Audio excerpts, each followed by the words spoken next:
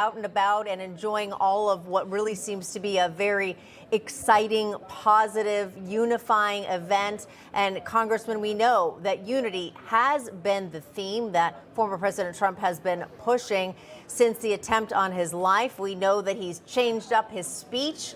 Do you think tonight's speech can help unite the entire nation? I mean, that's a big ask, or at least take a step towards doing so. Yeah, I got to say that President Trump has made a huge evolution in his political career, way before the assassination attempt, to be fair. When he was up in D.C. a couple months ago talking to the entire Congress and talking to people that he normally doesn't reach out to, normally people who disagree with him, and trying to make peace, trying to get Marjorie Taylor Greene to get along with Speaker Johnson, that has been his new MO for a couple months at least. That's showing after 10 years. After being president of the United States, he can still evolve and become even better. And that's what I'm really excited about. I'm so excited about tonight's speech. I think he's going to kill it. I think it's going to be spot on. I think it's going to be maybe his next big step in his evolution. Absolutely. It's his biggest speech that he's ever given up to this point. He's given a lot, but the stakes keep getting higher. Mercedes, I want to talk about a very moving moment yesterday at the RNC. Trump, he addressed a crowd during a movie premiere. He spoke briefly about the attempt on his life and how God was with him. Let's listen to it. But I got lucky. God was with me, I tell you.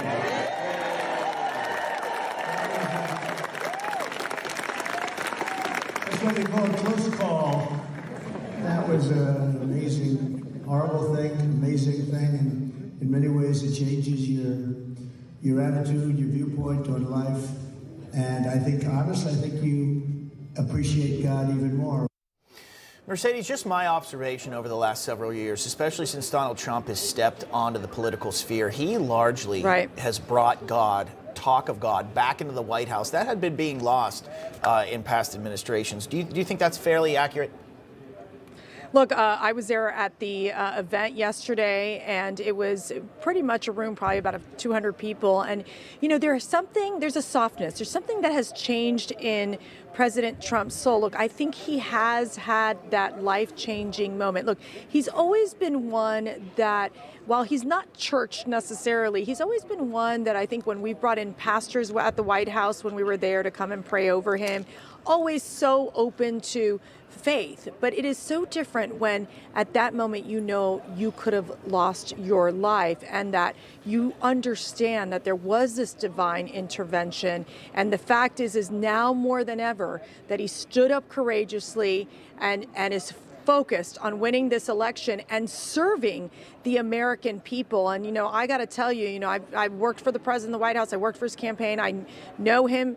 He is a man of strength. He's a man of courage. He's always been like this incredible, wonderful, fun man, and that no one that has been demonized and persecuted for years by the left, and in their all attempt to destroy him, to destroy his family, and to destroy his supporters. And I got to tell you, he is inspiring us all. And while the message is unity and we're got to keep fighting, look, these Republicans have to finish off this week and say, okay, we have celebrated. We are grateful to God that Trump survived this assassination attempt.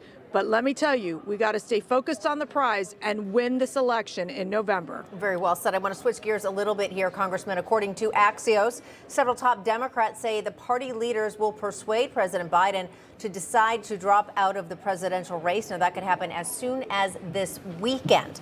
Of course, that raises lots of questions. President Biden was out of the headlines for not quite a week, but again, now back in with even increased pressure.